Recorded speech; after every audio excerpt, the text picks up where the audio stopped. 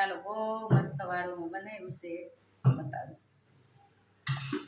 આ છે મસ્ત જો લસણવાળી તાંજરિયાની ભાજી ચણા લોટની આટીમાંની બનાવીશ.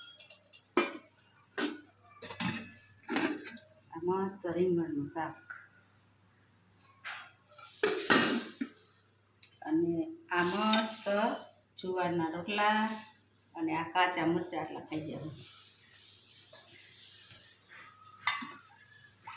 મસ્ત ઠંડી ઠંડી છાશ. આ મસ્ત સેવ બનાવીશ જો નાસ્તામાં સવારમાં.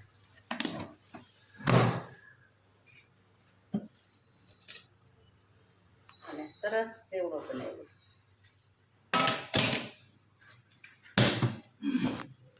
તો બહુ મસ્ત વાળું બનાવ્યું છે. ચાલો બધા સેવ ખાવા. જય માતાજી.